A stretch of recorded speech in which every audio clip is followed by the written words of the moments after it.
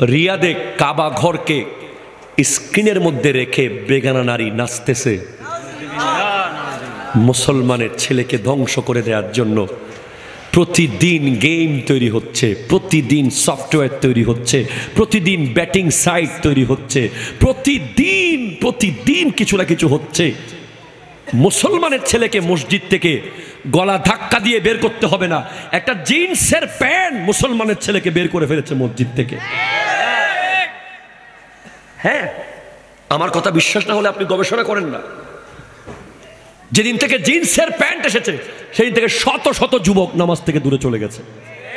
কেন? কারণ ওই প্যান্ট পরে সে বসতে পারে না, ঠিকভাবে প্রস্রাব করতে পারে না, পরে বলে হুজুর আমার প্যান্টের সমস্যা। আপনি তো বুঝেন নাই সেটা।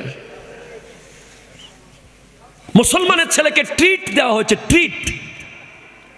পাশ করেছিস ট্রিট দে, বিয়ে করেছিস ট্রিট দে, ফলো হইছে ট্রিট দে। ট্রিট করতে কে এসেছে? ট্রিট কোথায় পাইলা তোমরা? ইসলাম তো ট্রিটকে দেয় না, ইসলাম ফাতেহা দিয়েছে, ঠিক কিনা বলেন না? একটা যুবক যাচ্ছে ট্রিটে, একটা যুবক যাচ্ছে ফাতেহাতে। বিশাল পার্থক্য হয়ে যাবে। যে ট্রিটে যাবে তার ফ্যান থাকবে সিরা,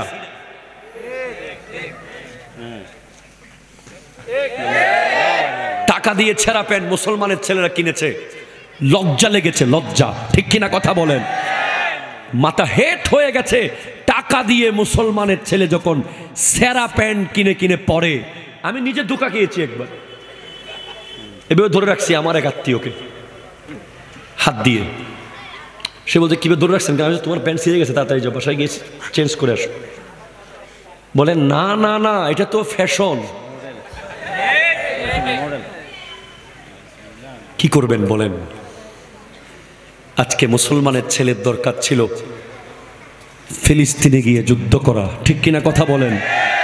আজকে দরকার ছিল সালাউদ্দিন আইয়ুবীর উত্তরসূরি হয়ে ওই ভারতে আমার নবীর বিরুদ্ধে যখন কথা বলেছে, ওই হিন্দু পুরোহিত মুসলমান যুবকরা সব মুম্বাইয়ে একসাথে হয়েছে।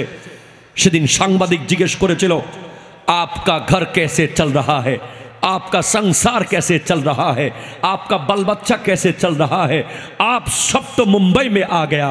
तখন एक मुसलमान युवक बोलेছিল, भाई नबी के आगे कोई बिजनेस नहीं है, नबी के आगे कोई माँ बाप नहीं है, नबी के आगे कोई बच्चा नहीं है, नबी हमारा जान से भी प्यारा है।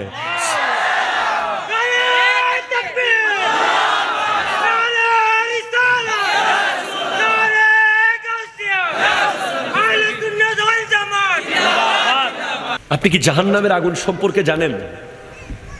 হাদিসে পাকে আছে জাহান্নামের আগুন 3000 বছর ধরে জ্বলছে। 3 ঘন্টা আগুন লাগলে এখানে সব ছাই হয়ে যাবে। কন্টিনিউ 3 ঘন্টা যদি আগুন কন্টিনিউ থাকে, আর জাহান্নামের আগুন 3000 বছর ধরে জ্বলছে, কিয়ামতের মাঠে জাহান্নামের আগুন দৌড় মারবে। জাহান্নাম চিৎকার করবে, আল্লাহ আমার খানা দাও, বেনামাজিদেরকে দাও। গাই, জাহান্নামে একটা গর্ত আছে, গাই গাই, ওই গর্তের নাম গাইয়ুন। ওই গর্ত বেনামাজিদেরকে দূর দেবে, দৌড় দেবে। 70,000 ফেরেশতা শিকল দিয়ে ধরে রাখবে ওই জাহান্নামকে টেনে। তখন জাহান্নাম ঠান্ডা হবে একটা জিনিস দিয়ে, সেটা হচ্ছে নামাজি বান্দাদের চোখের পানি। যারা নামাজ শেষে মোনাজাতে চোখের পানি ফেলে, ওই পানিগুলো যদিও টাইলসে পড়ে যায় মনে করেন না, ওগুলো আল্লাহ রিজার্ভ ফান্ডে রেখে দেয়। ওই পানিগুলো এভাবে জাহান্নামকে ছিটিয়ে দেওয়া হবে, জাহান্নাম মুহূর্তের মধ্যে ঠান্ডা হয়ে যাবে। নামাজের কত মূল্য হলে হযরতে ফাতেমাতুজ জাহরা রাদিয়াল্লাহু তাআলা আনহা, আমার নবীজির কন্যা, একটা সিজদা করতেন তাহাজ্জুদের, ফজর হয়ে যেত। উনি আল্লাহর কাছে শুধু চাইতেন, আল্লাহ একটা লম্বা রাত আমাকে দিও, আমি একটু মন ভরে তোমাকে সিজদা করব। নামাজের কত মূল্য হলে ইমাম হোসেন রাদিয়াল্লাহু তাআলা তলোয়ারের নিচে নামাজ পড়েছেন, আর 10 মিনিট পরে নামাজ পড়লে উনি সমস্ত ইয়াজিদ বাহিনীকে কেটে ফেলতে পারতেন। কিন্তু না, যেই তলোয়ার গাজর মূলার মতো কাটতেছিল ইয়াজিদিদেরকে, সেই তলোয়ার হঠাৎ থেমে গেল মসজিদের আজানে। উনি নামাজে দাঁড়িয়ে গেছেন।